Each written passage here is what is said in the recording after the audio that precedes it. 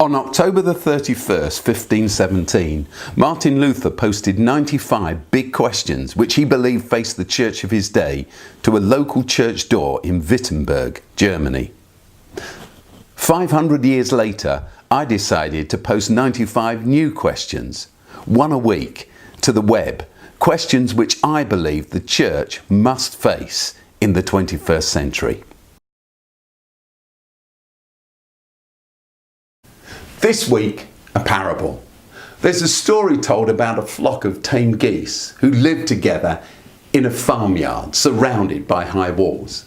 From time to time they would bemoan their lot in life and complain of boredom. But because the corn was good and the farmyard was secure, not one of them had ever even unfurled their wings, let alone attempted to fly. In time, a philosopher goose arose from among their number. He began to urge them with great enthusiasm to give up the mediocrity of their domesticated lifestyle for the joys of free flight. As they gathered to listen to his wise words, they were impressed by his powerful, motivating arguments and gripped by his eloquent rhetoric. Week by week, he would remind the assembled gaggle that they were birds of flight and would challenge them to fulfill this high calling by taking to the skies. My fellow travellers on the way of life, can you for one moment imagine that this tiny farmyard surrounded by its huge walls is all there is in life for us, he would say. Discover your true vocation given to you by your Creator. It's time for us to become the geese that we were always made to be. Let's join our wild cousins in flight. Carried by our wings, we could see the world. We too were fashioned to soar above the earth, to lift ourselves beyond the concerns of those who, having no wings, are tied to the ground. Live the life you were created for. Fly. Often the philosopher would reflect on the beauty and wonder of life beyond the farmyard. He would explain to the geese that their forefathers had experienced this outside world. As they'd had the courage to stretch their wings, they'd conquered desert wastes and ocean waves, forest glades and mountain ranges. But we, he would remind them in solemn tones, are imprisoned here in this bland and colourless world. Our wings are folded tucked tight into our sides. We are content to paddle in the mud, never even lifting our eyes to the skies that should be our home. What kind of existence is this for a goose? Save yourselves from this wretched waste of a life spent waddling in the dirt. Become who you are always meant to be.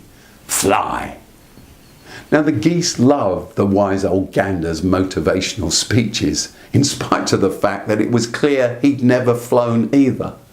They found them moving, poetic, inspirational, profound, a wonderful summary of the meaning and purpose of life.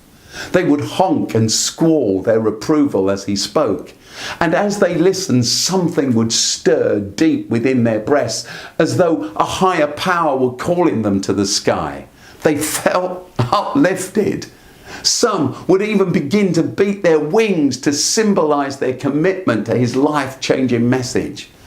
More than this, many of the geese gave themselves to constant study of these revolutionary ideas. They devoted themselves to a thoroughgoing analysis and critical evaluation of the great philosopher's teachings and doctrines. They produced learned writings on the moral, ethical and spiritual implications of flight.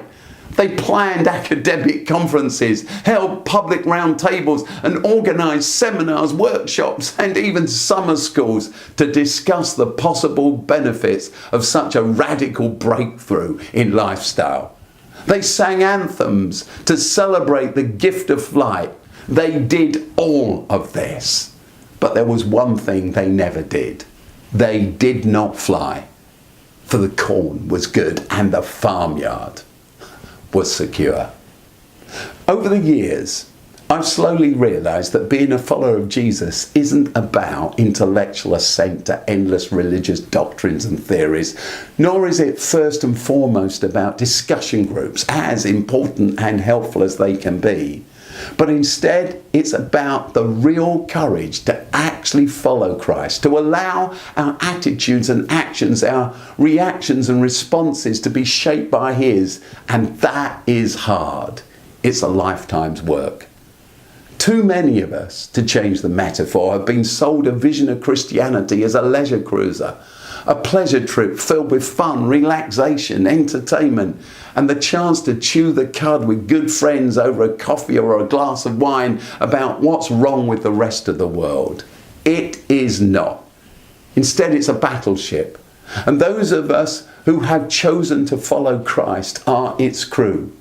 Making the story of Jesus the story that you give your life to, your whole life, all your energy and passion to, is the story that at the very heart of the universe is a God of love who's on the side of all those who are oppressed and forgotten, who feel insignificant and powerless, who calls us to join in the revolutionary movement to bring hope and real liberation to all. As the Old Testament prophet Isaiah, who Jesus loved to quote, once put it, you can find this actually in chapter 58 of the book named after him. Our task is to loose the chains of injustice and untie the cords of the yoke, to set the oppressed free and to break every yoke, to share our food with the hungry and to provide the poor wanderer with shelter. When you see the naked, to clothe them and not to turn away from our own flesh and blood. And when we do this, Isaiah adds, then your light, our light, will break forth like the dawn, and your light, our healing will quickly appear too. Now there's a promise.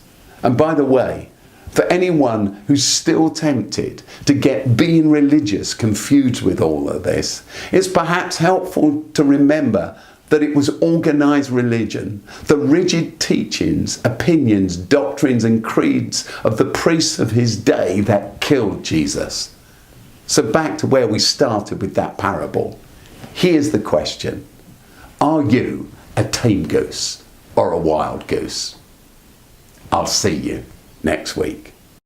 I hope you're enjoying Chalk Talk and the opportunity to think through and discuss some of the questions it raises week by week. And with exactly that in mind, I'd like to invite you to one of a series of events I'm doing around the country called In the Name of Love, the Bible, gender identity and same-sex relationships. I'll be joined by some notable guests for this series of one-day conferences asking questions about what the Bible has to say about gender identity and same-sex relationships and what it means for us in everyday life. So often, in the church, we struggle to explore and to agree or disagree well when it comes to social issues. In the Name of Love will be different. Just like Chalk Talk, rather than being dogmatic, it will leave plenty of space for discussion and questions. So, no matter where you are on your journey with this issue, you are most welcome. I mean it. We'll be in Bristol on the 23rd of February. We've already got a big crowd booked in, and then in Birmingham, Manchester, Sheffield and Southampton in the months to come. More details, including sponsorship to attend, can be found in the description on my Facebook page or at openchurch.network/events. Once again, that's openchurch.network/events.